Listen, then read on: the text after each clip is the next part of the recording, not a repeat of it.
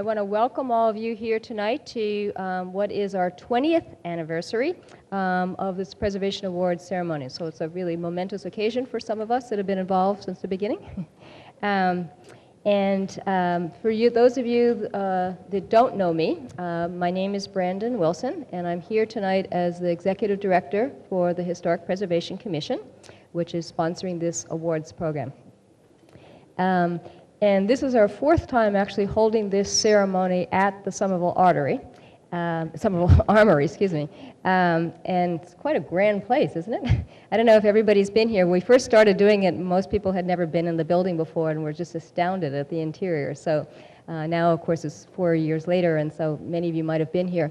But it is a pretty special place, and so we're thrilled to be doing it. Because it's such a unique space, I thought I'd give you a little bit of background about the structure and how this space came to be, because it was actually not something that was quite as straightforward as some building renovations. The building was constructed in, we're not starting that part yet, Chris. Thank you. Right. The building was constructed in 1903, and it may be hard to believe, but this place once housed the Somerville Light Infantry of the Massachusetts Volunteer Militia. After that, it was actually the home of the Massachusetts National Guard. And then it was only periodically used for many years primarily for government functions, and such as the local office of the 1980 National Census Office. The state of Massachusetts declared it a surplus property and sold it by auction in 2004, so just over a decade ago. So two brothers who also owned the Middle East restaurant in Cambridge, which you might be familiar with, actually bought this huge structure, and they formed a development team to create a multi-use building. Among several uses, it serves as a community arts center that offers wonderful cultural programming and a gathering space. And not only for the city of Somerville, and we do use it fairly regularly as a city, but for the whole Boston metropolitan region. The diversity of happenings that actually take place here are pretty amazing. They range from the indoor Winter's Farmers Market, which is why some of you might have already been here, to beer festivals, wedding parties, political fundraisers, citywide public meetings, and charrettes. As well as the special events. Somerville is for lovers. I don't know if you've been to that, or Herbstock. There's a lot of different events that occur here. The development team for the Armory project worked with our office and the Preservation Commission, that is, and they did a terrific job restoring or preserving many of the building's significant architectural features, which we would include being the interior stairwells. I don't know if you've explored it all, but I encourage you to. The turrets on the exterior, as well as the entry doors and the windows. When you entered, you might also have noticed that there is like a ramp when you came in, and that is because they saved the drawbridge-like ramp into the front lobby. And in fact, they did such an impressive job that the Preservation Commission gave them an award, such as some of you are getting tonight, for the work that they did here. So again, welcome to this very historic performance hall. It's great to see all of you here tonight. It's delightful for me to see a lot of familiar faces out there in the audience. I do know a number of you from a variety of different places, from working on your properties and other city events that you've been involved in, and civic affairs. Also, I know some of you do some volunteer work for city boards in the city, for the Somerville Museum, and for the students at the Somerville High School. I welcome you here tonight as well. Might it be your first time here.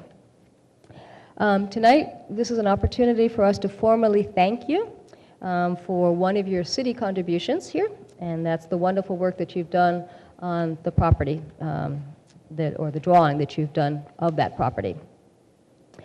Some of you are actually historic property owners, and at some point you've actually come before the commission.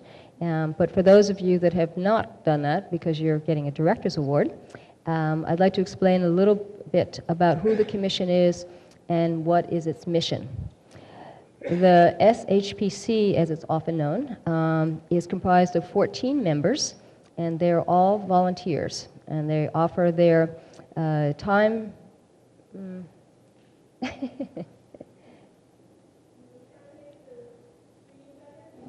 Well, the screen isn't going to be shown for a while, so that presentation is coming. So sorry, guys.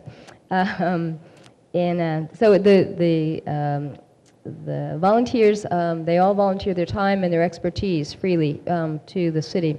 And they include architects, historians, contractors, realtors, and people who simply have a love for older buildings and history and architecture. So many of the commission members are here tonight, and I'm going to ask them to raise their hands. And most of them are wearing name tags, but if you could raise your hands and let people know. And then some of you are former commissioners, if you could raise your hands, because once a commissioner, there's 2 shy ones up in front. There's about 4 of them here tonight, so they're just going to be try and go incognito. It won't work. You can find material about each of the commission members, if you'd like, over on the table over there, although I have to confess that it's a little outdated. 2 of those members have left, and we have a new member that's not on there. But if you go to our website, you can read all about the profiles of each of these commission members. I'd also like to introduce a key individual who helps to make this program possible, and that is Christy Chase. And she is going to, thank you. Obviously, from the applause, you know who Christy is, for those of you that are historic property owners. Christy is a preservation planner that works in the office with me, and she serves as staff to the commission. And she's the one that regularly interacts with all of the historic property owners in the city. And I'd also like to introduce somebody that's been invaluable to me in pulling together this event and the other 8 events we've had this month for Preservation Month, which is a preservation planning intern, Veronica Foster, who is going to raise her hand. Veronica has just finished her junior year at Tufts, and she has learned in the last 3 weeks more about Somerville than the last 3 years at Tufts, I suspect. But she's been great. She's going to be working here this summer as well, so she's going to get to know the city even better. The commission is really delighted that all of you could come and share in what is truly a Somerville community event. And several communities in Massachusetts actually sponsor a Preservation Awards program or ceremony. But I don't believe that there are any that are as all-encompassing as the one that we offer here in Somerville. And I tell you why I think that.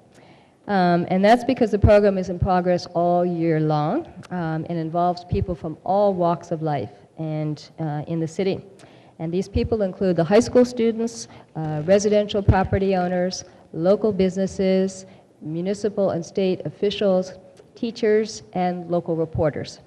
The wider public also benefits from the program from watching cable television, by reading interviews in the local media, and by coming to the final exhibit that will follow this ceremony over the coming winter and summer months. And I'll tell you a little bit of that later. So now I'd like to give you a little bit of background about how this program actually happens and how many people's lives are actually touched by it over that period of time. The awards program actually begins in the fall, and that's when the Historic Preservation Commission and its staff actually start to look at properties throughout the city. And these are the properties that have been worked on in the recent past, usually within the last 2 years.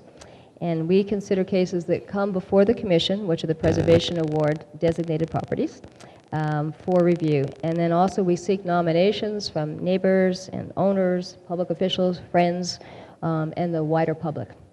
We publicize the opportunity to nominate properties via notices in the local newspaper, on cable television, and by direct mailings and phone calls.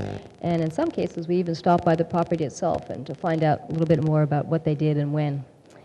The commission then contacts the head of the CAD program, which stands for Computer Assisted Design program at the Somerville High School. And that happens in late October. And that's when we start working at a schedule for to meet with his students over the next couple months. This is the 3rd year that we've had the opportunity to work with Daniel Bendel, and he took over from someone who really knew the program very, very well, and that's because at one time he was a Somerville High School student, and he actually graduated from the same program many, many years ago. So Daniel is in the midst of, however, expanding the program and actually upgrading the CAD program at Somerville High in order to give it more of a pre-engineering and architecture bent. So with Daniel's cooperation, the Commission offers a couple of classes to teach students about architectural history, and he does that through photos and handouts with illustrated text, and often a walking tour around the neighborhood that's very close to the high school, which you probably know is Prospect Hill. And we try and relate the material to the city itself, and that's so that students be seeing things every day, but perhaps not noticing them, in fact, most likely not noticing them, and because they don't have a trained eye. And as many of you know, we're very lucky in Somerville that we are blessed with such a rich collection of architectural styles and historical traditions. So 12 years ago, we actually decided to expand the program to involve another department at the high school, and that's the art department. And the prior head of the department, Dr. Elaine McMichaels, was a Somerville native, and she fully embraced this program, and she encouraged all of her teachers to participate and use this as one of their projects that they undertook during the winter-spring semester. When Elaine actually retired a few years ago, Dr. Lucy Prodwick took over, and she became the supervisor of visual arts for all of the grades, from kindergarten through the high school, not just at the high school. And although Lucy does not live in Somerville, she's quickly become very familiar with all of its different neighborhoods because she travels around to each of the different elementary and secondary schools in the city. She has also been passionate about promoting the arts in Somerville schools, as well as to the wider public. As such, Lucy has encouraged her high school teachers and students to participate in our program, giving them an opportunity to draw one of the award-winning historic properties. And as a result, we now have 60 students and teachers that are involved with this art department and in this program. And tonight you'll be hearing briefly from Daniel Bendel. And unfortunately, Lucy had to take off for another event unexpectedly, so she will not be here tonight to give you her thoughts about the benefits of this program. In December, the Commission actually establishes an awards subcommittee, and that's when we seek out property nominations and then review them. And then in January, the committee makes the site visits to a wide selection of nominated properties throughout the city. It's usually the coldest day of the year when we go. It never fails. I don't know how.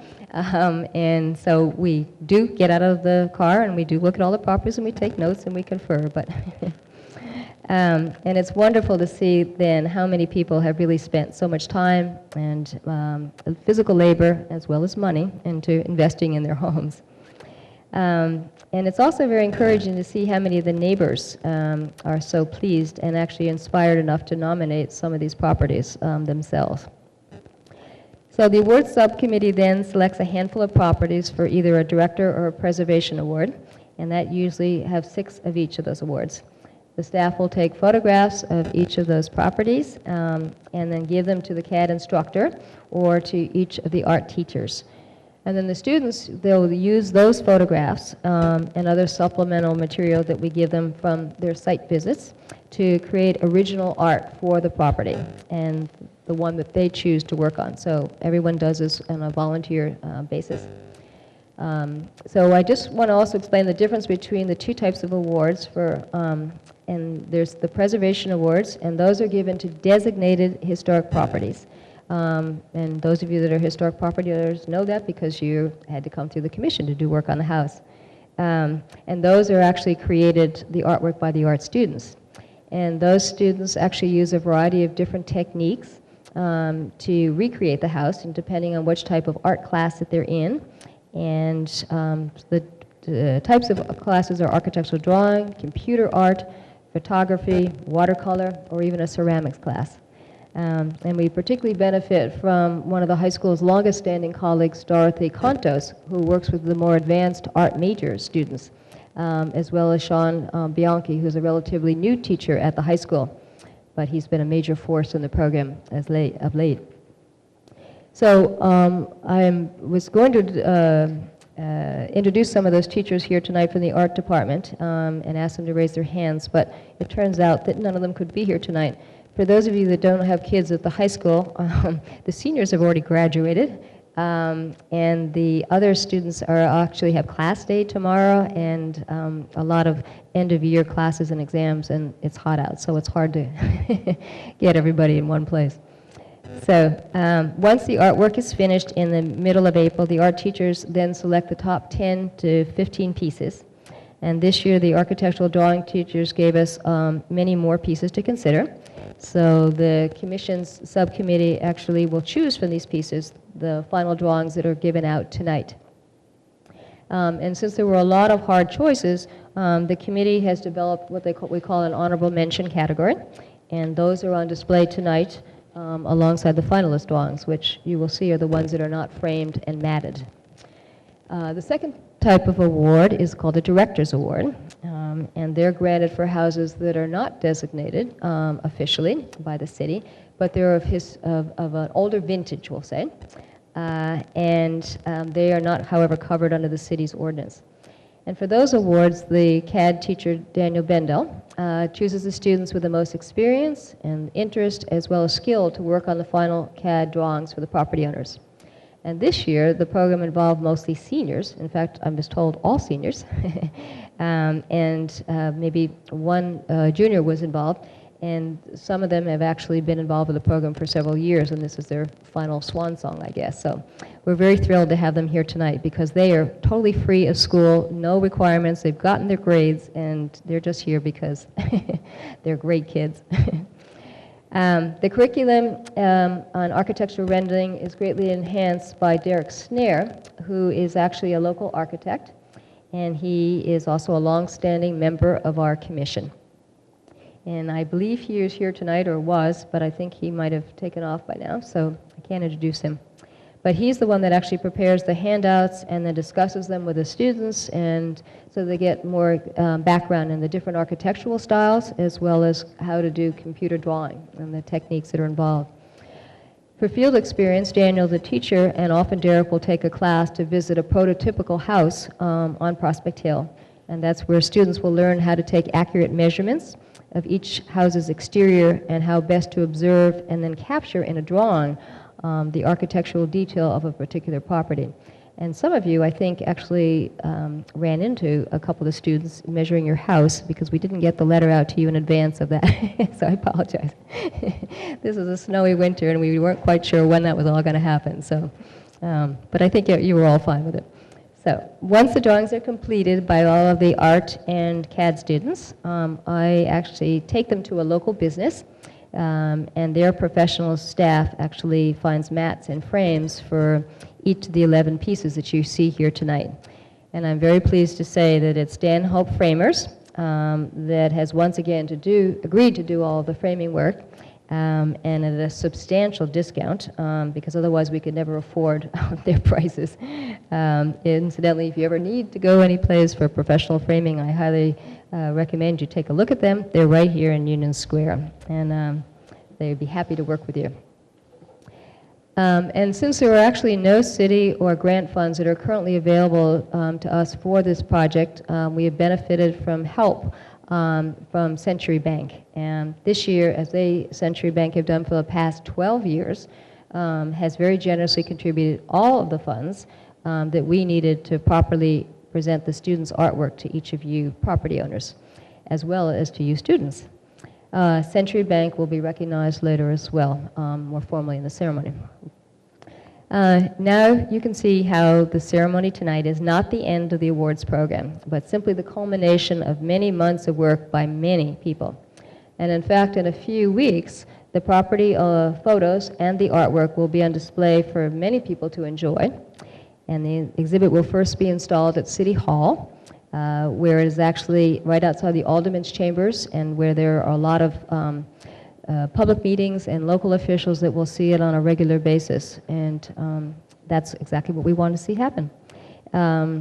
The people that come to City Hall regularly comment to the staff about how impressed they are with the quality of the work that's done by both you property owners as well as by you students. So that's pretty exciting for us.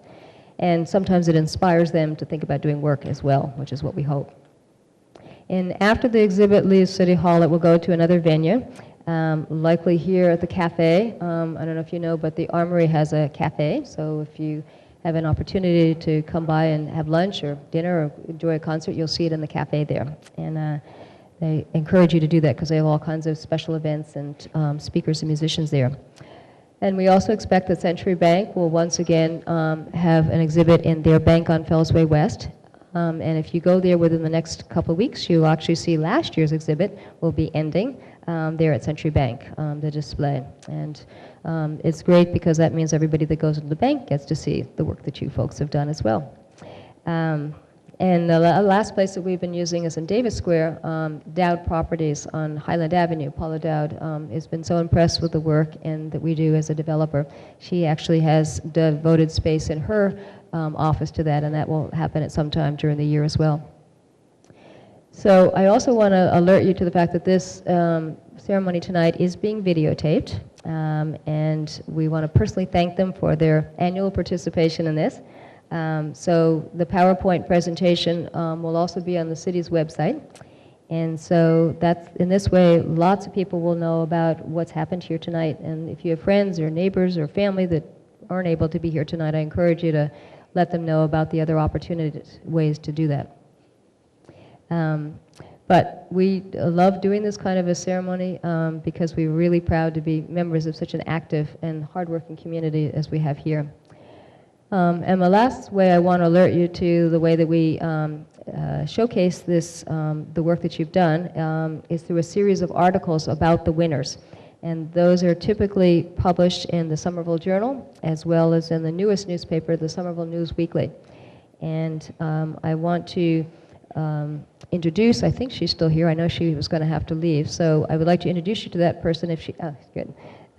She is a resident, a mother, and she works part-time in a Somerville after-school program.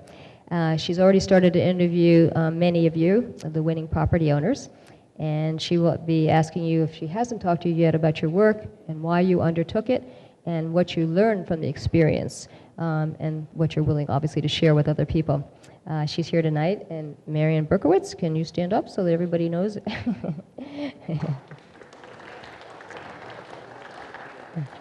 She's done this for the last 5 years as a labor of love, and I know she says that she really enjoys doing it because she's just amazed at the types of houses that are in the city and the work that's being done on them. It's just a fun thing for her to do, and so we thank you for volunteering. So those articles will start appearing in June and probably throughout the summer, so I hope you'll catch them as well. If you don't have a subscription and you'd like to find out about the article, just let us know and we'll send you a link to it. So in sum, those are just the way that our particular awards program in Somerville we think is both different and more encompassing than all of the other communities offer. And because it integrates community-based teaching and learning with community reinvestment and pride, and it reaches out to lots of people with very different backgrounds and perspectives. So I'd now like to introduce two of the key people who have helped to make this event possible, and that is the chairman of the Preservation Commission, which is Dick Bauer, and also the vice chair, which is Abby Friedman. And interesting enough, Dick and Abby have both served as the chair and the vice chair for the last 7 years. They were just recently re-elected to the position, so they must be doing something right. And it is something that you should know is that both Dick and his wife Roberta, who is here tonight, and Abby and her husband Dick, Lauren, actually won a director's award, since they don't own historic designated properties, from the commission several years ago. So they appreciate firsthand what you guys have all been through and how much work and patience it takes to win this award. So if you're wondering, this is the key way that we actually recruit new members to the commission. So just know that if anybody's interested here in being part of the commission after what I just told you, please let us know. And not for right now, then in the future, because we welcome people with all different perspectives and backgrounds on the commission. And it's a highly paid position. Well, it's paid by blood, sweat, and tears. Okay, so now you can turn down the lights because we will be wanting to look at the ceremony, or the PowerPoint. And I think this is organized by alphabetical order. I'm not totally positive on that, so if it's out of that order. But what we are going to ask you is to Oh, actually, before we start that, I'm sorry, before I actually do that, I want to introduce Daniel Bendel to come up and say a few words. Actually, can you put the lights back up?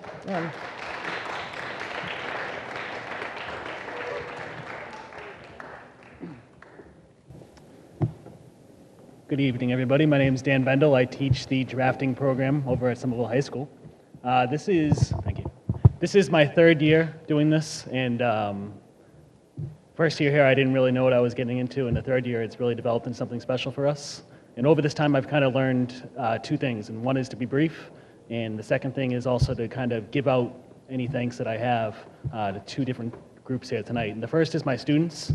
Like Brandon said earlier, they are all seniors. They have all already moved on from finishing their year here at Somerville High School. But we really had to push them hard during this project to get it done, honestly. So I'm really proud of them and the work they did, so they deserve the awards that they're going to get tonight, so I want to thank them.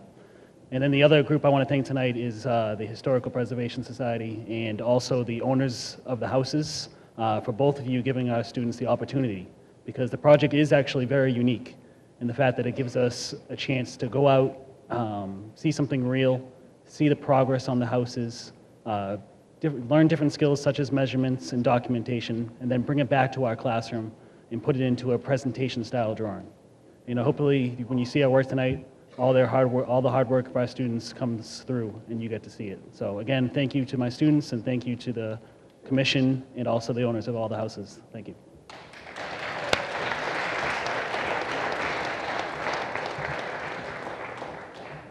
Thank you, Daniel. As I mentioned, Dr. Lucy Prodwick, was not able to be here tonight, as it turns out. And the other person that's not here, who was very disappointed and sends his regrets, is the director of the whole technical and career and technical education program at Somerville High. Some people that have lived in the city all their lives probably know it as the Voc Ed program, but it's been renamed and it's been changed around and upgraded and modernized. And so that's its new name.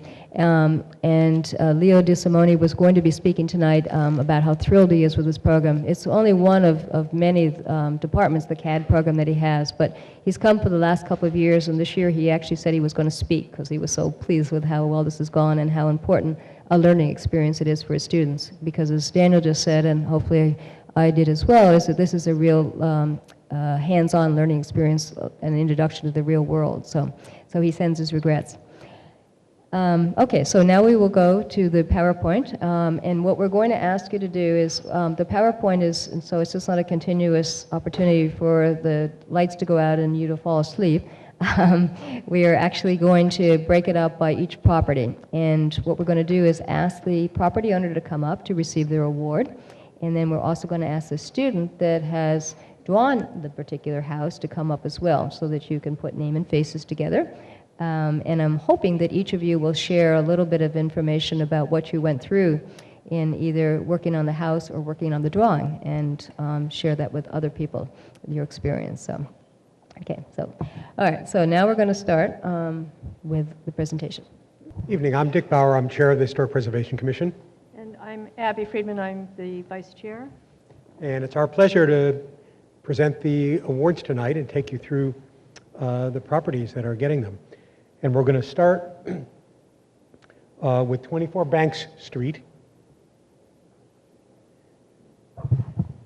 And I'm going to ask the owner, Adam Bass, to come up.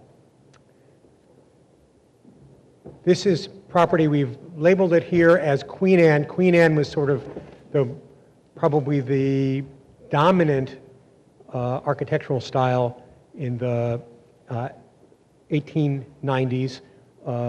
In its sort of highest form, most high style, you'd see lots of variation in surface, you'd see towers, you'd see a lot of asymmetry. This one is a sort of simpler style, and although we've labeled it Queen Anne, I think it also has some flavor of free classical. That is, colonial revival stuff was beginning to be popular, and this one is not colonial revival, but in some of the massing, sort of the smoothness of the surface and the dormers, it has some of that feel to it. And this is what it looks like now, but let's take a look at what it looked like before. So it was quite a nice house, but you can see just how much work was done on it. So Adam, why don't you come tell us about what this project was like for you? Okay. Sure. Well, thank you very much. This is definitely a real honor, and definitely was after spending a lot of months and more than a couple dollars. It's definitely nice to have this. Talking to the mic. So we bought this house about 3 years ago, probably about 3.5 years ago, and then did some major interior renovations before we moved in. Then moved in July of 2012. So we had to tear out walls, find things we never imagined finding, and watching guys with very big sledgehammers breaking a house we had just paid a lot of money for, which was a little bit scary. And then we were able to move in our family, and after a couple of years and saving a few dollars, we were very happy to get rid of the asbestos siding, which involved men in suits that, if you remember, kind of like in E.T. when the guys came in like the suits and they're putting the house in the bubbles, a little bit like that. But now it's wonderful. The house is done, and I get to watch my children systematically destroy everything that we have built. Thank you very much for the award. Yeah. Staff. So when you took the asbestos shingles off the outside, what was underneath? Were the clapboards there and all you had to do was paint it, or was there more to it than that? It was a mix. So the bottom third of the house had clapboards. Most of those we did replace. There were some sections that were salvageable. The top 2/3 were shingles, and so what we did was they were in worse shape, and replacing shingles is quite expensive. So what we did was we replaced the middle third of the house with new clapboards, and pulled out the shingles. And in the third floor, the shingles are a little bit imperfect, but at that point they're not as visible and they're in a little better shape. So they just toothed in a couple ones to fix the ones that were broken and painted over. Yeah. One of the things I'm struck by looking at this, your front porch was enclosed, and you have opened it up. It's unusual, I think, for people to be opening up porches, so I wanted to ask you about that. Well, the porch was, the porch was enclosed. It was not very well enclosed. It was, it was somewhat bouncy. I think the exact word of the contractor when they rebuilt the porch was, I think his exact quote was that we weren't exactly sure what was holding it up. But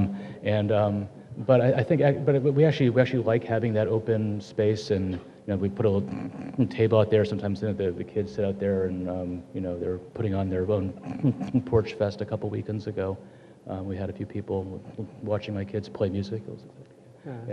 How it would have been done, how it would have been originally, and I think you've really brought back a lot of the character of the house by having it be opened like that. I mentioned Queen Anne has asymmetry, and although the house is a fairly square in front, you can really see the asymmetry with the side hallway on one side with this open porch, which is really spectacular.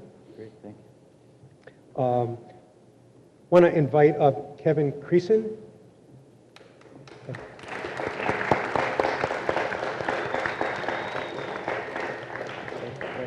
And Kevin is a Somerville student. Kevin is a Somerville student who did the drawing of the house.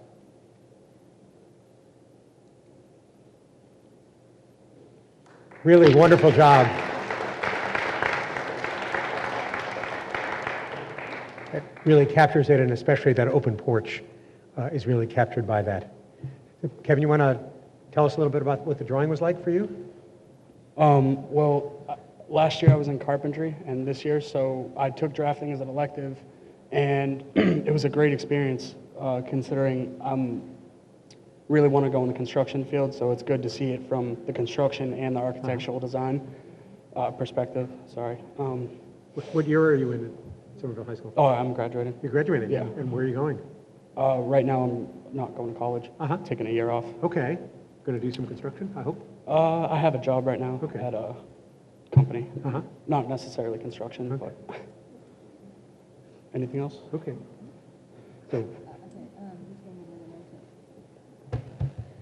Tonight, we will be giving you not only the drawing, but also a certificate from the commission, which is signed by Dick and myself, as well as the mayor, who normally is here to give out the awards, but was not able to be here tonight due to a family situation. So he sends his regrets as well. But he wants everybody to know that he thinks this is a wonderful opportunity to congratulate you all on what you're doing for the city, your street, and your neighborhood. So I'm going to give that certificate. And the other certificate we usually give out is from Senator Pat Jalen, who has become enamored with this program many years ago. And when she was a representative and now as a senator, she gives out special citations that come all the way from the state legislature. I don't have one here to read it to you, otherwise I normally would. And we would give those out tonight. But there's been a very busy legislative session, I guess, and they weren't quite ready today when they normally are. So they are going to be sent to you in the mail. I need to warn you that they're very large. They come in a folder that doesn't fit in any file cabinet, which is unfortunate, but it's quite impressive. So those will come in the mail, and tonight you'll just get the certificate from us and the drawing. And I also need to give you the good news, bad news, and that is the bad news is that you as owners will not get your drawings tonight. You just have to look at them, both over on the display and on the PowerPoint, because those are the ones that are actually part of the mobile exhibit that I mentioned earlier. And the good news is that you as high school students and are taking off in greener pastures, you might say, we will give you your framed and matted drawing tonight. So you get two things. Nice job, guys. And here. There. And Beth. Congratulations. Christy, do you want to get pictures? Okay. So, if you go on to the other side, Christy wants to get a picture. Sure. Do you have enough light, Christy? Here.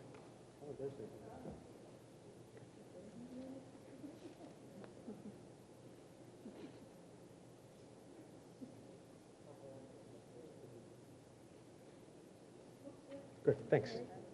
Good. Congratulations. Thank you. Thank you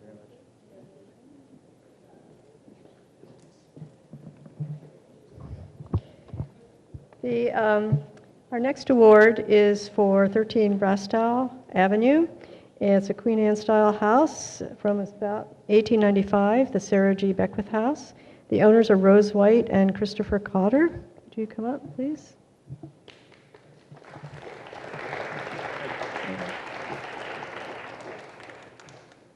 So I'd actually like us to see the before picture before we start. That's what it was before.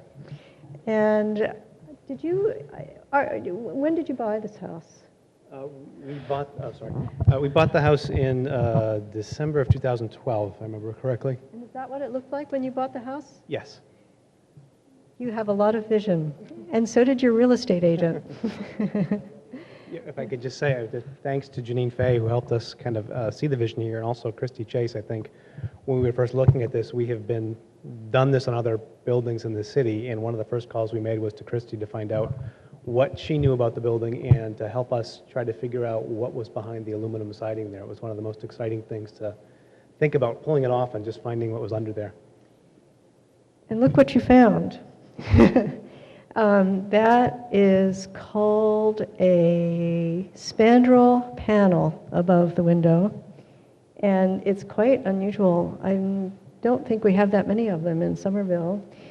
Did you have any idea that that's what was under there at all before you took it off? Before you took off the paneling, the siding? No, we had no idea. It was kind of an unveiling, and we took it off, and I don't think we had ever seen anything like that, and we called a number of folks who we've worked with to come take a look at it, from historical commissions around, and obviously we had Christy out, and I don't think we could quite figure out what it was other than to say it was something kind of particular to that building and one thing that we wanted to try to preserve and replicate to the extent that we couldn't preserve it. So, and when you took off the siding, what you saw was the shadow line of it, or the actual thing with the, was any of the detail on it, or did you see shadow lines of the detail? We saw shadow lines. We saw shadow lines there. We saw shadow lines on some of the cornice brackets on the porch that helped us recreate that, and we saw some other lines on the, as far as the detail, that helped us recreate some of what we think was similar to what was likely there originally on the, as to the porch trim detail. Mm-hmm. Well, it's just a really beautiful job. Is there anything else you want to tell us about your project? And we could maybe back up. I think there's some in-process pictures in this file too. I think go backwards, back before this one. Maybe, I guess not. I thought there was some, no, okay, go ahead. Is there anything else you want to say? Oh, no, I just thank the commission and thank you for the recognition. It was a lot of fun to do it. My wife and I, who couldn't be here tonight, as she's traveling, had a lot of fun doing this, and it's an exciting thing. It's something that we've done before and really enjoy doing, and really do appreciate that Somerville recognizes projects like this, because I think they really do add a lot to the community. We certainly heard it from folks in our neighborhood and from people who are walking by and just remarking on the building. I think the one thing I've noticed, and we have had family living across the street here for several years and never really noticed this building kind of walking by or being on the street until it was on the market. We purchased it, and now you can see kind of what it has become, and it's much more distinctive, and I think it really helps add an element to that part of the street here. So it's nice that this type of program is here to recognize projects like this. This is another example. The first award, we also saw what happens when you take off siding that's not appropriate to the house, and here's a similar with kind of thing with even more dramatic results. So the skin of a house, when it's changed, dramatically affects its appearance. And when you get back to that original skin, the house sort of comes to life. And I think that's what happened both with the previous project and this project, too. And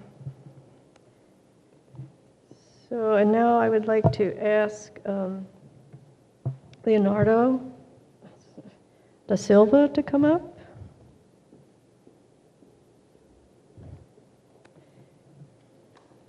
Congratulations.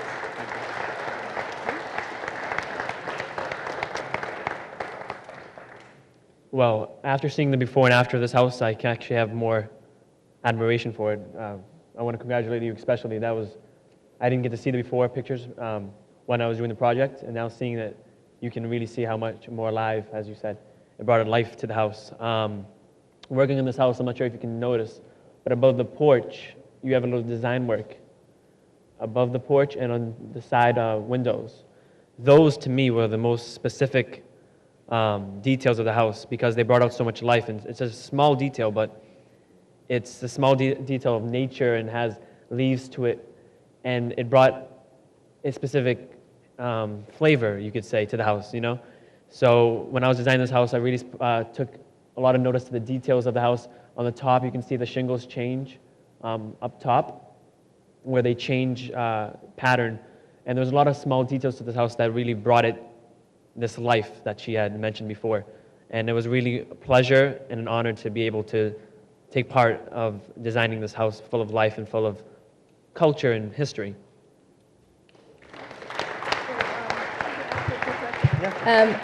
Can you tell us where you're going to do next, and whether this has anything to do with your next step? Well, I am pursuing in architecture, and so I will be going to Boston Architectural College for the science of architecture. So this will pursue me, and I'm going to keep all of the awards, and especially the drawings, because as I move on forward with architecture and designing more houses, I want to keep true to my roots, and also maybe keep part into this historical preservation aspect of it, where I want to continue to preserve history amongst the new buildings that we have. Maybe someday we'll see you on the commission. I want you to know we didn't pay him to say any of that, but I also want to point out that there's another drawing that's for an honorable mention, and I've already shared this with Leonardo, and that is that there was an honorable mention, and it was a very tough choice between the two of them. Jerry Pineda's drawing will come up hopefully as well, and he gets an honorable mention. And as I explained to the other students, it got down to like a half a point, but it was the detail that was in Leonardo's drawing that actually got him the first place award. So that detail that you pick up on is very important. So it's a wonderful drawing that both of them have done, and we will now give you your award.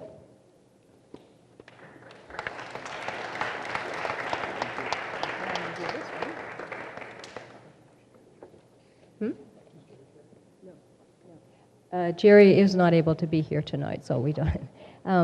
We want to give you your award as well. Thank you. You and your wife, and I guess we're going to do a picture. Are these going to turn out?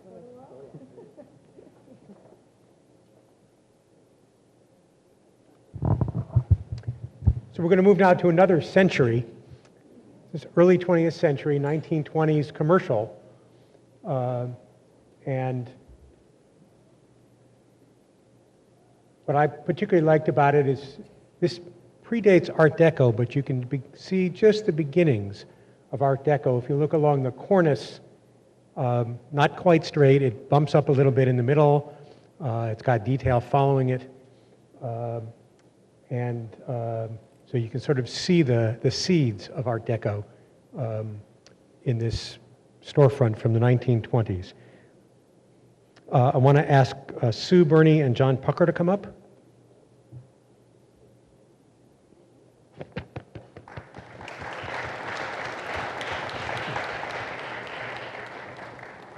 Let's take a look at the before and the during. Okay. So took a lot to envision the after, looking at the before here. Tell us about this project.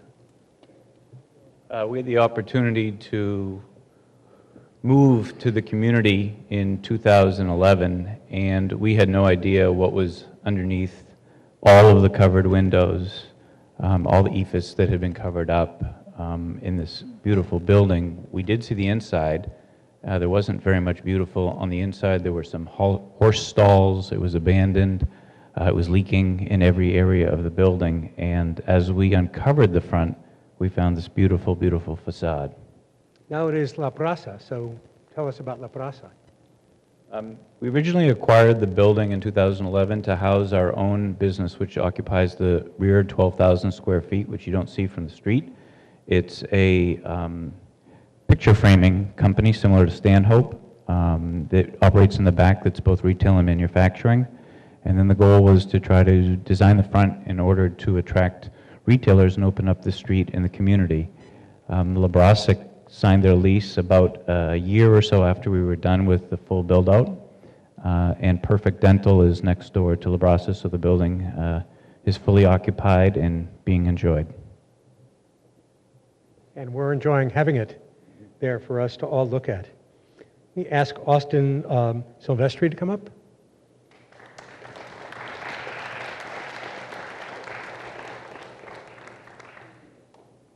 So Austin, tell us about the drawing. When the projects for this were presented to us, this storefront was the first commercial building that I'd ever seen in the 3 years that I've been in the program. And it kind of presented itself as a challenge, and because I'd never really had any experience with it. So I took this on as a challenge, and I'm really proud of what we were able to get done with it.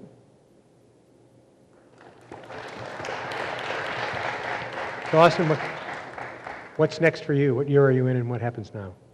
Well, I'm graduating this year. I'm going to be going to a 4-year school, but what I'm studying is up in the air right now. Yeah. Where are you going? Fitchburg State. Okay, great. Good. Well, congratulations on this, and thank you for the work.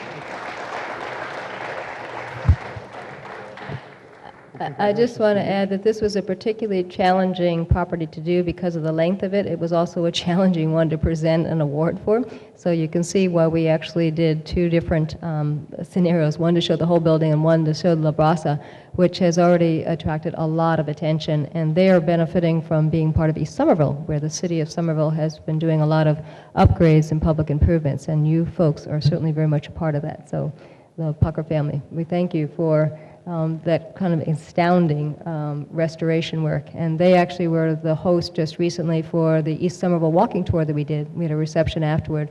And I can't tell you how many people were just flabbergasted to see what the original building looked like and what an improvement. They never even noticed it, and now, of course, it's a real opener for the whole East Somerville streetscape there. So thank you so much.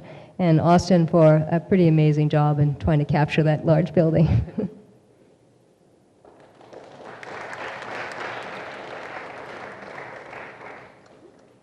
The next property is 44 Chester Street. It's a Second Empire style house built about 1874 with a mansard roof.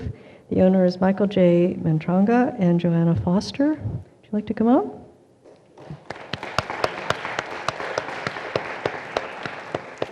Congratulations. So tell us about this project. Well, it was when I heard the person from 24 Banks speaking about sledgehammers at the house, and that was the first sort of image that came. You hear all these, your house being torn apart. So it was basically revision and collaboration between the two of us and the people that did a wonderful job on our home, both the painters. It was fun and a little daunting at times. Let's see the before picture first. So that's the one on the left. And did it have shingles all over? Is that what the surface was? It did. It was, did. And it was like an asphalt. It was asphalt shingles. And we didn't know what they were going to uncover underneath. And then as they started ripping off pieces of the asphalt, it was such a protective exterior that we started to see all these beautiful details underneath. These beautiful circular. These beautiful circular shapes beneath the corbels. I think traditionally there may have been a rounded sort of ball protruding from there. But so we tried to sort of maintain, by stripping away, maintain the historical nature of the house. I think this probably happens with a lot of you, but what maybe started out as a renovation project turned into more of a restoration, because once we got all that siding off, we really saw this beautiful detail that we really didn't know was there. And so we really wanted to preserve it. And Johanna really, she did a great job of trying to ensure that that detail didn't get lost in the process. And she did a really good job with that. Thank you. So one of the things I'd like to point out, as an example, you look at the bay window, the shingles had been covering up the panels beneath the window, and once the shingles were off, you were able to see those panels, and it gives the window so much more presence, and it changes the proportions, really, of what you're looking at, and just that small place of taking the shingles off changes the way changes the building's appearance and sense of mass and proportion. It's a good example of it there. I also want to add that I can tell it was a labor of love, because when we asked if each of you would provide us with some before pictures or during and such, I think Joanna and Michael probably won the gold star for the number that they took. So it was obviously a pretty exciting project for you to uncover all those things. And as well, this was a nomination that came to us from several of their neighbors. I don't think that they nominated themselves, so it really was a huge inspiration and a huge bonus for those that live around them. And so, thank you.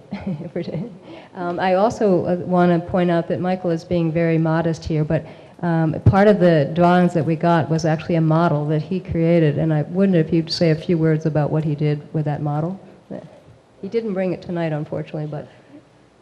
Well, actually, after seeing the work that the students are doing, I'm really impressed with their work, because so I was using Chief Architect. I looked at using Google SketchUp and a few tools, but I ended up using Chief Architect, and I had a difficult time getting the windows on the third floor. So if you look at my model, there's no windows on that third floor mansard, which it's really a challenge. So actually, I'd like to talk with the students and see what they did, but yeah, it was a challenge. Speaking of models, I want to mention that one of the things that Daniel Bendel, when I said that he's upgrading and expanding the CAD program, the table that you might have noticed over here actually has 3D versions of a number of houses. And next year, we potentially might offer people, instead of an architectural drawing of your property, but actually a 3D version of it from a printer, 3D printer that the high school has had donated to them, and they do some pretty amazing work.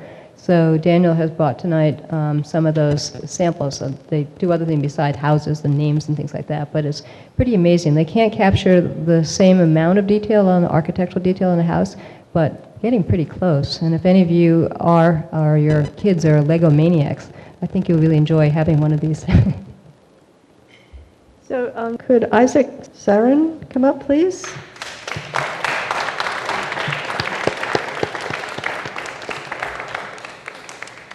Well, it's a privilege to be a part of this. I try to pay close attention to detail when drawing it, so I could make the best drawing I could. And yeah, just real privilege. It's a nice house. So, what do you think you learned from doing this? Learned. That's a hard question. I just put you on the spot. Learned. Well, I learned how to use the program a lot better. Uh-huh. Which program did you use? CAD, AUTOCAD, 2014, 2015. And what did you think about this house after you're finished? Like, you must have done like a whole lot of some drafts of it over time. Well, yeah, I had my first drawing, and okay. And then they edited it, and then I made more edits. Yeah, yeah. So you kind of lived with this house for a while. Yeah, like a month and a half, I think. Yeah. And what are your plans?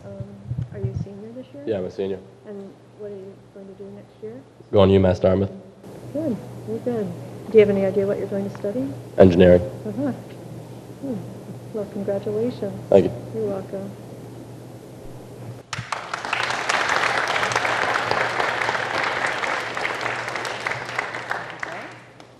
Most of the houses from Somerville from the late 1800s are sort of vernacular. That is, it's kind of a basic house with whatever detailing the builders wanted to put on to give it more of a flavor. My house is kind of a vernacular Queen Anne. It's a basic house with some Queen Anne detailing. There are others that are basic house with a mansard roof to make it Second Empire, or basic house with Italianate detailing on it. This one is kind of special because it's not merely some detailing implied. It's a basic structure of the house. We've described it here as Italianate, but I would actually call it more of Italian villa with this tower sticking up in the middle of it. It's a pretty remarkable house.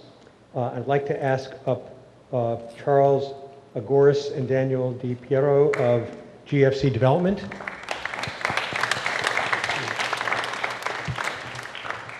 Tell us what it was like for the two of you to live through this. So, come on over to the mic.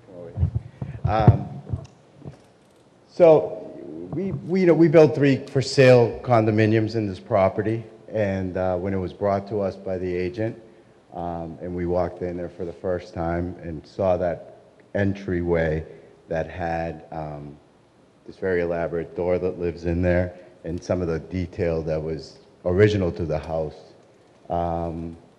We decided to go in a different direction and restore the house to a different standard and effectively did a different type of project there. But the goal was, and luckily for us, the outcome of the property. It was a labor of love in many ways, and it took a long time. But I'm very humbled by having been involved in it, because I think it's something that will outlive me by generations. Having said that, I'd like to thank the architect. The architect was Joanna Reck. She did a wonderful job, and she really understood what needed to happen here and how to bring it back to what we were trying to accomplish. And also the team involved from GFC Development, from contractors all the way through, because again, it was a very elaborate renovation. The structure was in very poor shape, and it was more or less rebuilt, if you will.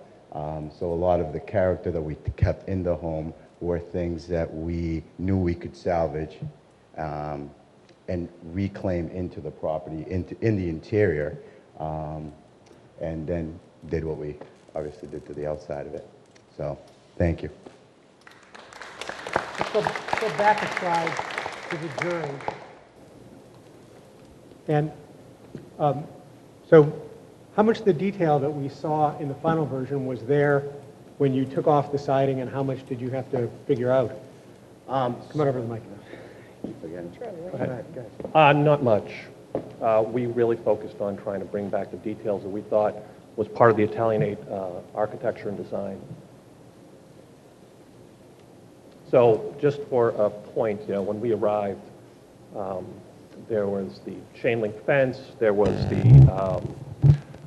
wrought iron on the front facade, certainly things that didn't really relate to the Italianate design. So we really wanted to focus on trying to bring that detail back. I particularly like how you have rebuilt the roof structure on the tower. Which Yep. is, most of the roof structure looks like you were able to use, but that one, you had to really rebuild it in order to get back to its very characteristic original form. That's a very good point. Actually, we rebuilt the entire roof structure. And one of the elements that was really important to us and to the architect was to bring back that tower in the Italianate design. Did you have an original photograph of this house that you were working from? No, we did not, but the architect, Joanna Reck, as Jan pointed out, was instrumental in trying to help us with that. So that was her suspicion that the tower had looked like that originally. Correct. We discovered it was an old ship captain's house, and it was quite remarkable what we found inside. We found a safe. We found interesting detail in the framing, similar to what you'd find in a ship with the curved elements. In addition, we restored the doorways to the property. That was a really ornate curved doorway, and we incorporated that into the front foyer. So we tried our best to make sure that we brought back as much detail as possible, including the staircase is quite remarkable as well. When you enter the property in the foyer, it's a very detailed balustrade with an oak walnut railing going up on a curved staircase, similar to what you'd find in the south end. Full disclosure here as well, they are developers, as you probably gathered, and there are 3 units, and I believe 2 of them have sold, so if you still want a chance, there's 1 left. I'm sorry, they're 100% sold. Oh, sorry, okay. But we have many more. But I also wanted to add that this is not the first time that Charlie and Daniel have been before the commission. They've actually done a lot of renovation and, as it turns out, restoration work in the city, and this is their 2nd award. So we're very encouraged and pleased that, in fact, that they're working really hard to restore properties in the city rather than what some other developers choose to do. So thank you again. You made a huge difference on this street, which is in Spring Hill. Can you ask Raphael Lyman to come up?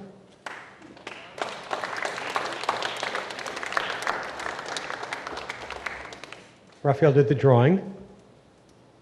You can see what an enormous amount of work went into capturing this. So Raphael, come on over and tell us about it. How is everyone doing tonight? First off, I'd like to say that 2 years in running for the biggest house, so I'm happy about that.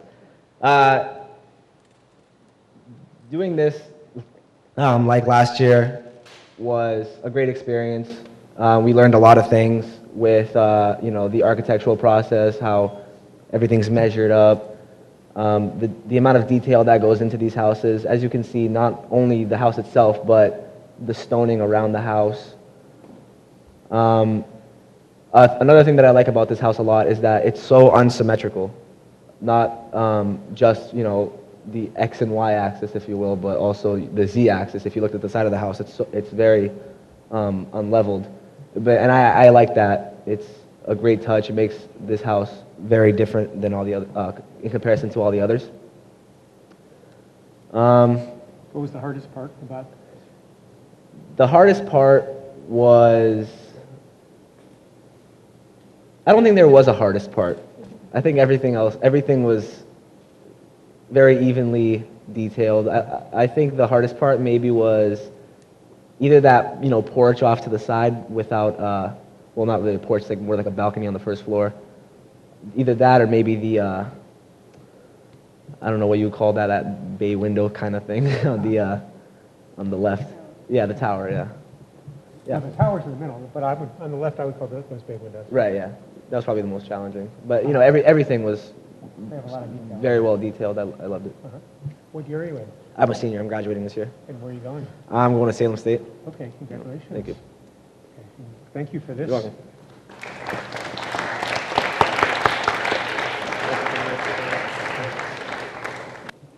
Our last Director's Award for this year is 21 St. James Avenue. It's a Queen Anne style house built about 1900. The owner is Suzanne Santora Gerson. Would you please come up?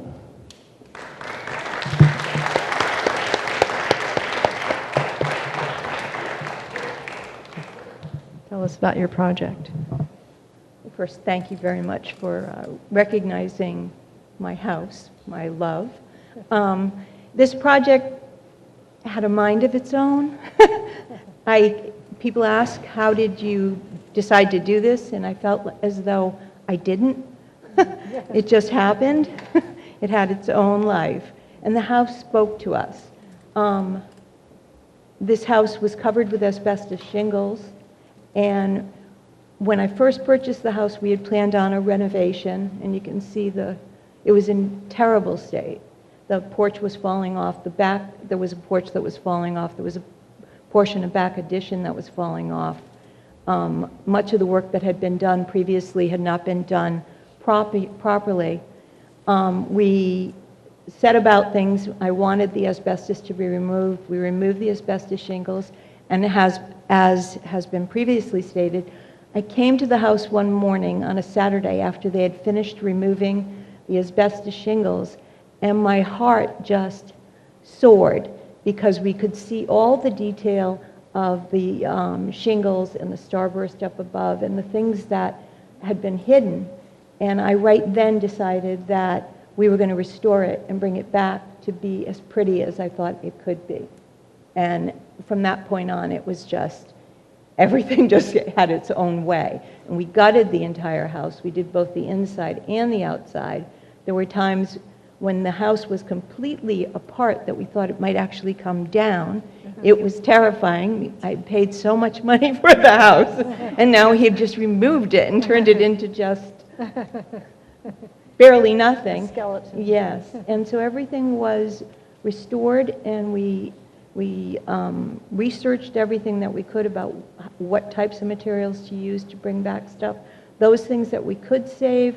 I had the stained glass window that you can't really see that's on the front porch there restored. The brackets, the corbels, the ones that we could save, we went and had them dipped. Others we had fabricated. And all of the decorative work is new, but what we did is we copied exactly what had been there previously.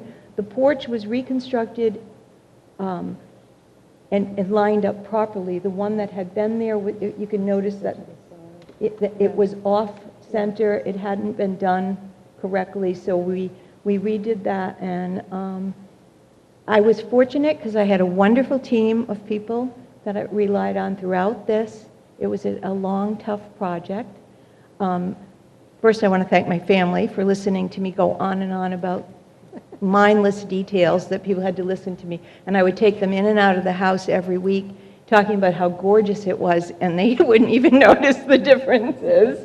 I had access to someone here who's a Somerville resident who was a wonderful consultant and advisor on the house and also all things Somerville. That's Cayenne Anderson, She's also an architect, so I felt very fortunate to have her help.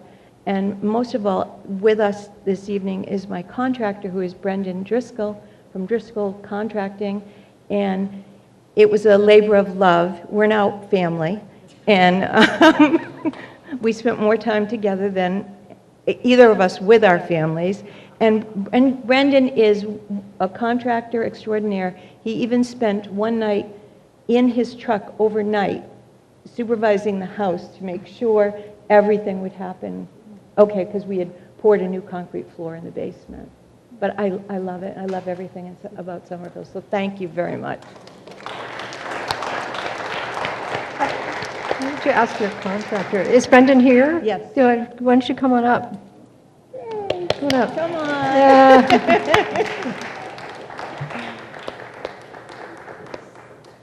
Tell us a little bit what it was like to work on this house. Into the mic. Well, it was a lot of fun, obviously. It was difficult because we didn't know what we were going to unearth once we removed the siding, but with Suzanne kind of steering the ship a little bit, we were able to bring it back to life, so I had a lot of fun. We'll have your husband come up, too. Sure. Ron, you want to come up? My daughter's here, my son's here. Oh, everybody. But you don't need to have them all. That's why I was like, I will say, to understand how bad it was inside and out, when I first went to the house after I'd purchased it, my daughter met me there, and I was like, oh, it's just, I finally found a property. It took a long time to find something. And she was in the kitchen with me and said, so what exactly was it you liked about this house? You know? But it just goes to show what you can do. And can we see is there a process picture in process there? Yeah, those are the ones. So, well, thank you for responding and respecting the beautiful details in this house and bringing it back to life. Thank you very much. Oh, thank you. Is Ryan Nolan here? Could you come up?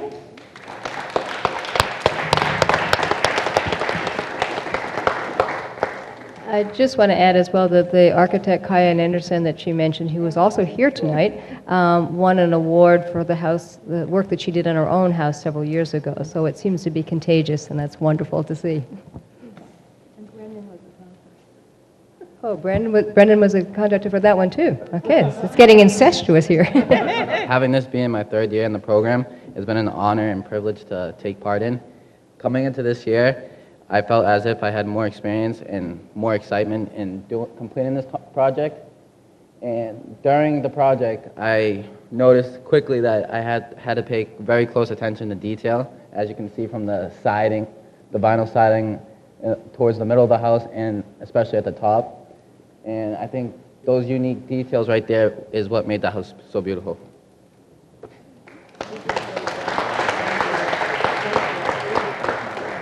And are you a senior this year? Yeah. And what are your plans? I'm going to Salem State in the fall, and I'm studying health management. Oh, very different. Yeah. Thank you. Very good job. The houses we've been looking at get what we call Directors Awards because those houses are not in historic districts. People don't need to come to the historic preservation to work on their houses. They do it because they want the results that we have seen. The next group that we're going to look at are preservation awards because these are houses that are in historic districts. And so the work that they've done in consultation with the Historic Preservation Commission. And we're going to start with one which I think we've given awards to before because it is an enormous project and has been an ongoing one. And that's the Carr School, which we've described here as a combination of Renaissance and Colonial Revival institutional style. And it's owned by the Carr Schoolhouse Condominium Trust, and I want to ask some folks from the trust to come up if you're here.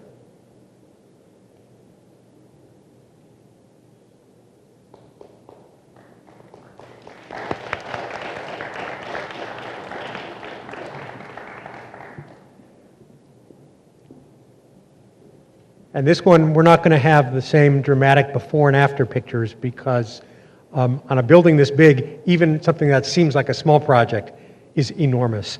And I know there have been a lot of those projects for you as you folks have worked on this and done such wonderful stuff with it. So why don't you tell us about the particular projects and what we're looking at here? Okay, well, thank you. First of all, this is such an honor to be here and to have you giving us this award again. So thank you to the Historic Preservation Commission, and thank you as well to Ward Hamilton of Mohawk Company Restoration. I'm so sorry, Ward, I just did that to your name, your company name, but now it will be memorable. Ward did such an amazing job with this project because what we needed, we came originally to the Historic Commission because we wanted to ask if we could actually replace the entire roof. And we were a little misguided because we thought that that was the right thing to be doing, and we were able to receive the right guidance by Historic Preservation, and indeed they introduced us as well to some various people that we could be in contact with, preservationists. And the one that we selected was Ward Hamilton of Mohawk. And we replaced all of the, about 10% actually of the slate. It wasn't necessary to replace all of the slate, which was what we were of the understanding, and we had been getting various different quotes from roofers who certainly it's easier to do a complete replacement than just a restoration or renovation. So we ended up working with replacing all of the flashings, all of the copper gutters, a copper finial, and all of the Vermont slate. He was able to find the same slate that is in keeping with the 1898 slate that is original to the building. So that made us all very happy. The workers were amazing. They were out there during the record cold winter that we had with the terrible snows. They did all the work in time for us to receive all of the snow.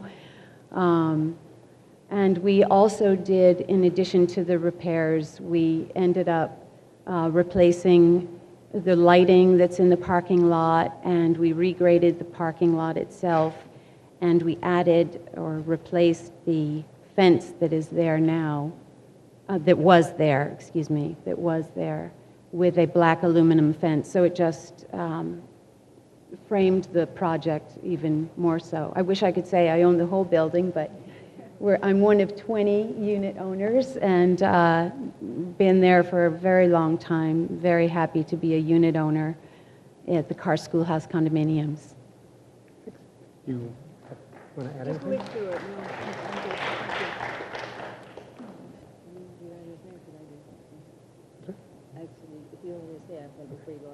Okay. Yeah, go ahead.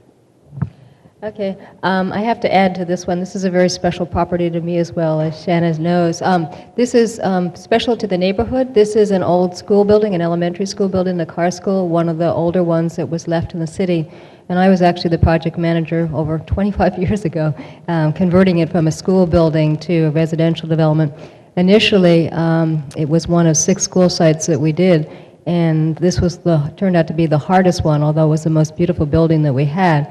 And the way that we were able to finally get financing was to actually get it designated historic and on the National Register of Historic Places. Therefore, the developers were able to get tax credits, but to get the tax credits, they had to have it be an income-producing property. So initially, for the first 7 years, it was actually rental apartments. But they did a wonderful job, and what they're not telling you is that inside, they restored a lot of the details in the classrooms and even the grand staircase that was in the school building, which is now incorporated into one of the units. Yes, Shannon's. It's a pretty amazing space throughout the building, but of course that one especially. And then after the tax credits had been taken advantage of, they converted it to condominiums. And some of the people, like Shanna, have lived there all this time and have become very much a part of the neighborhood. And as the neighborhood looks at this very kindly as turning into something very positive, which at one point they weren't at all sure about. But it's a very amazing building, both inside and outside. And this is the second award that they have won from the commission, and that's because it's involved a huge amount of work as well as investment to do this work. And so this roof particularly was very significant. And the contractor actually gave us a piece of slate from the roof that he's actually recreated a drawing of the building on, which was very special. So it again was very much a labor of love on the contractor's part, and I'm sorry he wasn't able to make it tonight. But thank you so much for all the work that you've continued to do on this building and make it part of the community again. Thank you so much. Thank you. Stay up. So I want to ask Yanel to come up.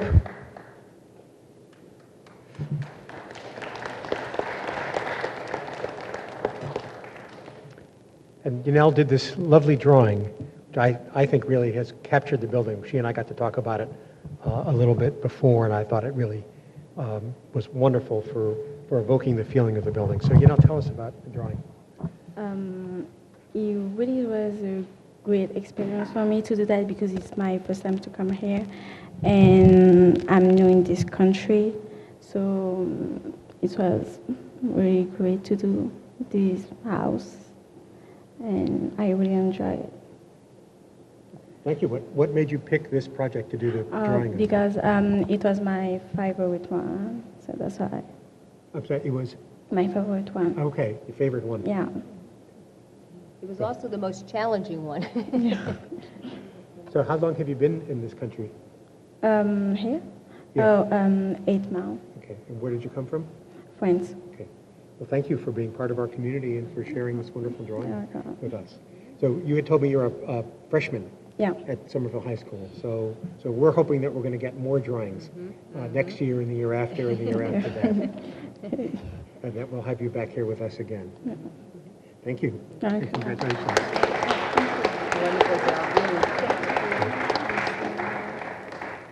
And congratulations. The next building is, next preservation award is 58 Columbus Avenue. It's a Second Empire house with a mansard roof built about 1874. It's the Melville Parkhurst House, and the owner is William Gage. Could you come up, please?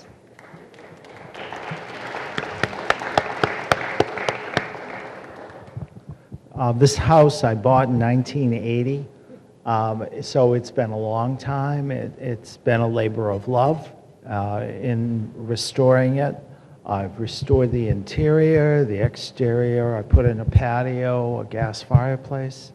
There's been a lot of project fencing. It's been a lot of work, but it's been fun.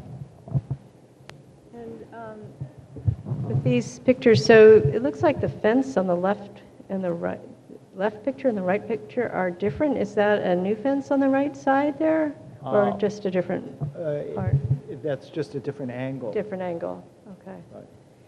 So this is on Prospect Hill, is that correct? Yes. Well, I live on Prospect Hill too, and I have to tell you, this is one of my favorite houses, and I've watched it over the years. I often walk down Columbus Street on my way to the old post office, and I've always liked it very much. You've kept it very well. It's been a great home and a good place to raise a family. And over the years, what kind of work did you do on it? Oh, well, you said, but what exactly did you do to the outside of it? Some major landscaping, put in a patio, new fencing, everything over the last 35 years. Good, thank you very much.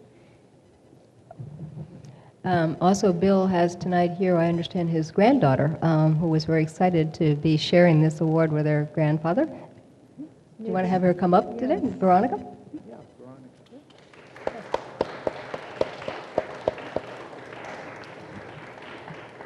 Bill is being very modest as well. He's done a huge amount of work on this house. Unfortunately, the picture that we took was in the middle of a snowstorm, so you can't see any of the great landscaping he did. But it's just a real labor of love over a long period of time. Is she here? Okay. Yes. And Bill actually works with the city and the redevelopment authority, so he's contributed a lot more than even just this house. Do you like to go visit your grandfather in this house? Yeah. Do you like this house? Yeah. What do you like about it? Why don't you come closer? Come closer. What do you like about this house?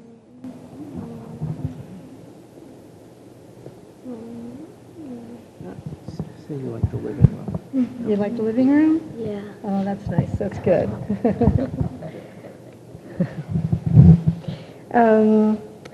We have a drawing by Ella Nitskoba. Are you here? Could you come up, please?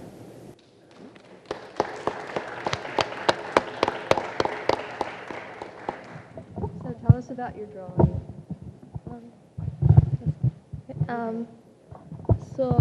This is the first drawing I've ever done in ink, and it was pretty challenging, but I ended up enjoying it. And I don't know, I liked the house because it was different from the other houses because it was kind of straight. All the other houses were, I don't know, it looked different from the rest of the houses. The other ones were pretty common, but this one stood out, so that's why I liked it.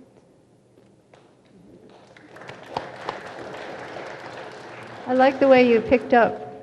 I like the way you picked up all the detail on the dormers. It seems like you were fascinated by that, and you didn't show as much downstairs as you showed at the top where the roof was. Seems like you really enjoyed that part of it. Yeah. And a mansard roof house like this, it's typically the mansard part of the roof it's built with a lot of detail, and you really captured that. What year are you? Graduating. You're graduating? Graduate, senior. And what are your plans for next year? I'll be going to pre-med at Tufts. Pre-med at Tufts. I don't know if you're going to be drawing many houses in the next 10 years, but maybe you'll like to live in old houses. Congratulations. Congratulations.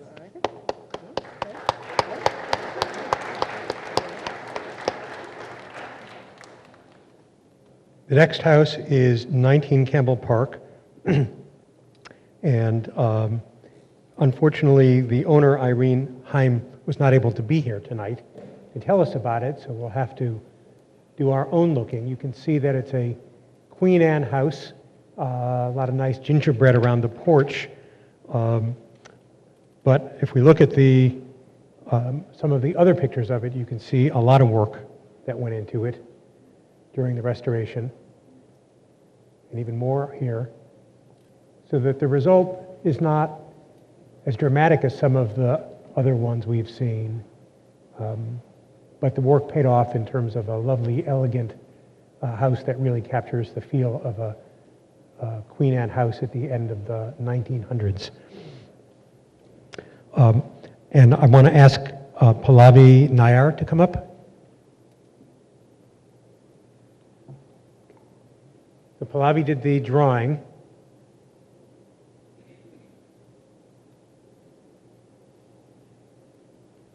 And I'm sorry that they are not here because I have a lot of questions to ask both of them, and we'll just have to find another opportunity in the meantime, be our own detectives, and learn what we can from the pictures and the drawings. Brendan? This also was a house that inspired several students to actually do a drawing, and so among those we had one winner and also 2 honorable mentions, and unfortunately none of those students are here tonight. Irene was actually very disappointed that she couldn't be, but she was in Germany, and for 2 weeks before the ceremony started and for 2 weeks after, so she said that she sends her regrets, but she was very excited to get this award. But we will have honorable mention certificates for the other students as well. That seem to inspire a lot of interest. Our next preservation award is 34 Day Street. It's a Second Empire mansard cottage built about 1870, the Knight LeConte House, and the owners are Sarita Crosina and Michael Thomas. Could you come up, please?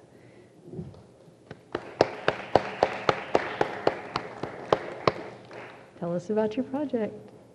Well, which project? I bought this house in 2007, and it's been continuous ever since, pretty much. We did a lot of work on the outside. We took down a small porch that was added in the probably 80s in the back of the house and added a conservatory instead, which is how I survived the winters in Boston. We fixed up the porch last, which was prompted by the fact that I, almost fell through the front porch when a board gave way, and restored it. It had been opened up previously for some reason, but we could still see the outline of the old wall, where you can see the picture in the top left where the new door went in is actually the site of the old wall where there used to be a door. So yeah, we added a window at one point in the dormer to match the other windows. It's been continuous, and I love this house. It's a beautiful house. It's a very different architecture from anything else that I've seen. So it's strange and lovely. So many years ago, when I first moved to Somerville, there was a row of sweet little cottages on Day Street and Dover Street, and most of them were not in very good condition. This was about 35 years ago. And it's just been really wonderful to see them come back and be restored, and yours is one of them. And it's made those streets that lead into Davis Square really wonderful. So thank you so much.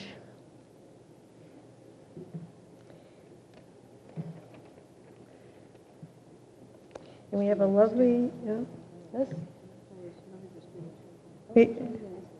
We have a lovely pen and ink and watercolor drawing by Nina Zov. Are you here? Could you come up?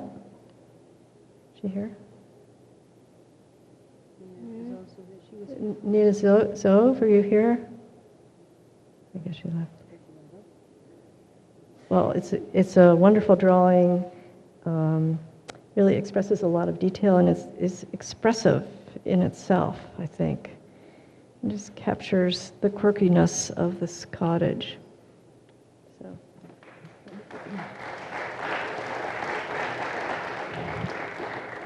Once again, the students were equally inspired by the beauty of this house, it seems like, and you actually had 4 people that got honorable mention for this, in addition to the others that actually tried a hand at it as well. So it looks like they shared the same opinion. Congratulations. Thank you very much. The house we were just looking at, by the way, is the Knight LeCount house, and Christy was telling me that LeCount was a Civil War veteran who bought the house 5 years after the end of the Civil War and then lived in Somerville into the 1930s, and he was the last surviving Civil War veteran in Somerville. So a lot of history in that house. The last preservation award tonight, 170 Summer Street, the John Howie House, is also Second Empire, and what we mean by that really is the mansard roof on the top, very characteristic of these houses. And the owners are Seth Kintig and Anicia Kuseski. I hope I have not butchered those names too much. Come on up. Thank you for the work that you've done on the house, and tell us about what you've been doing. Well, we bought this about 2 years ago, and I fell in love with it instantly. We made the mistake of looking at a luxury condo before looking at this one, though, so Nisi was a little bit shocked at the condition.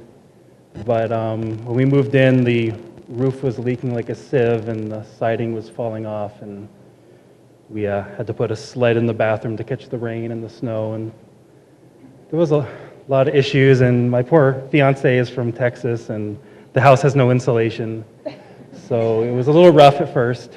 I survived. But we got a new roof. We got the stuff that looks like slate but cost a fraction of the cost, thanks to the help at the Preservation Committee. Had most of the siding replaced and all of it painted. I took a $50 class at the Somerville History Museum and learned how to restore all the windows, and then put storm windows over those.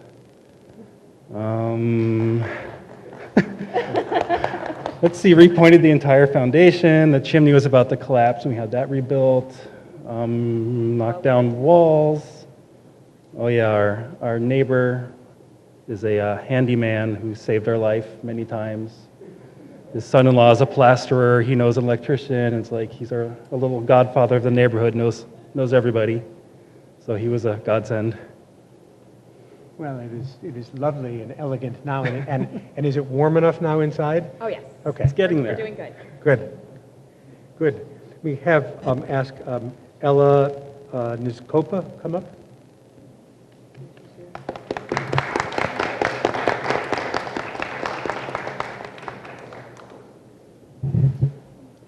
So, thank you for this lovely drawing of the house. Tell us about it. This house, I did it in pen and pencil, and I did it before the other one.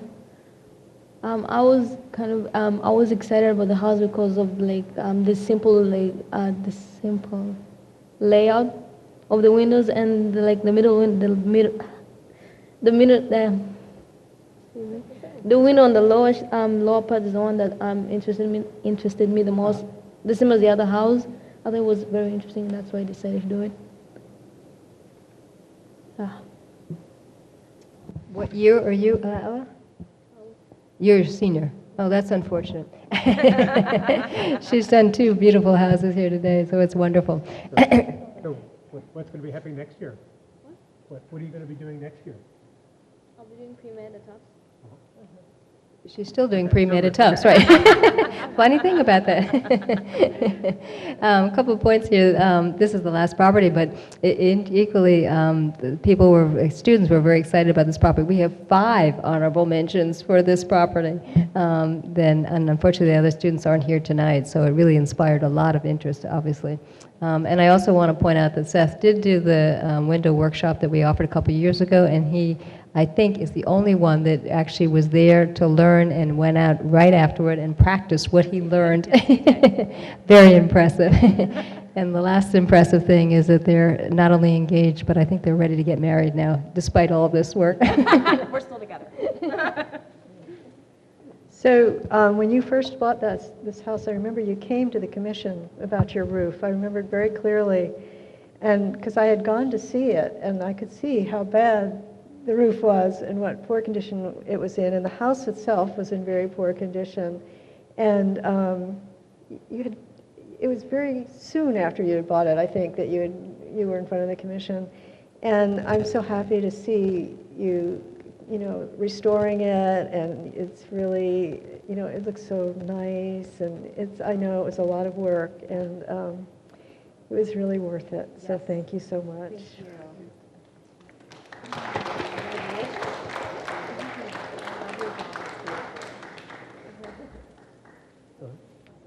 Well, okay, I guess that's Jim. All right, so we wanted to make sure that people knew the community service awards that are going to each of the students. And so you've heard their names all tonight, so there's a slide for it. And perhaps there's one more slide? Oh, there, okay. These are a selection of the drawings that are here tonight. As I said, that'll be part of the mobile exhibit that will next be at City Hall. So if you want to let anybody know to come see it, that would be great. Also, I want to make sure that we note credits to the people that have made this ceremony and the refreshments particularly available, which is, as I mentioned before, Century Bank for framing all the awards, Stanhope Framers of Union Square, the Arts at the Armory, and particularly Leah, who is the director here, for donating this space and being so helpful with her advice about how to do things here. Also for Red Bones Barbecue, Rob Gregory and Karen Whitney, they have been contributing for many years. They actually won an award from us many years ago. Mama Lisa's Pizzeria of Winter Hill for the calzones, and Ian Judge, who is the managing director of the Somerville Theater, which is a historic building that also won an award from us, and he was actually on the commission at one point. I also want to note Jeffrey Stewart, who heads up the Culinary Arts program at Somerville High School, who was here tonight serving you, and was very nice because the 2 students that were supposed to be here went AWOL, so he pitch hit for them, so that was very, very helpful. Again, I want to note that on that other table over there, there's lots of brochures of the walking tours and the other events that the Commission has done during the month of May, which I hope you know is Preservation Month in the city. We have one last event to go, and for those of you that are hardy and willing to get on your bicycle, on Sunday we will be doing the Historic Bike Ride. It's our 13th annual one, and we do this in collaboration with the Somerville Bike Committee in Somerville, and this year with Groundwork Somerville. And the theme, we choose a different one every year, is actually food, flowers, and farming, all flourishing anew in Somerville. And that's to showcase a lot of the greening initiatives that we've been doing in the city over the last decade or so. And it's a great way to see the city from one end to the other. We'll travel. It's a little over 10 miles, but it's an easy ride, I promise. I have a 3-speed bike myself, so nothing too fancy. And we will actually be stopping at 5 different places and having a midpoint at Assembly Row. And I think many people don't realize that you can get to Assembly Row by bicycle, and we'll show you how. And we'll be ending in Aeronaut Brewery, and with a lot of wonderful refreshments there. So I hope you'll think about joining us at 2 o'clock on this Sunday at City Hall. And that assumes that it's not a thunderstorm as they're predicting right now. And again, I want to thank you for all coming tonight, being part of this ceremony, and contributing as you have in such a meaningful way to the city of Somerville and to your streetscape, your neighborhood, and investing so much in the city. So thank you for coming tonight. I hope you'll feel free to check things out at the tables. I do want to mention, since this is the 20th anniversary, we're actually considering doing a celebration t-shirt, which we did so at the 10-year point. And if you've given us your email, we will send it out to you, and you can determine whether you'd like to purchase one of those. The goal would be to both raise additional funds for other historic preservation projects in the city, as well as to show your Somerville pride. And we'll probably do t-shirts and tote bags and some other things. So it'll be a collection of properties that have won awards over the last 10, 15 years. So, as I said, it's our 20th anniversary, which we're very proud of. Thanks again for coming.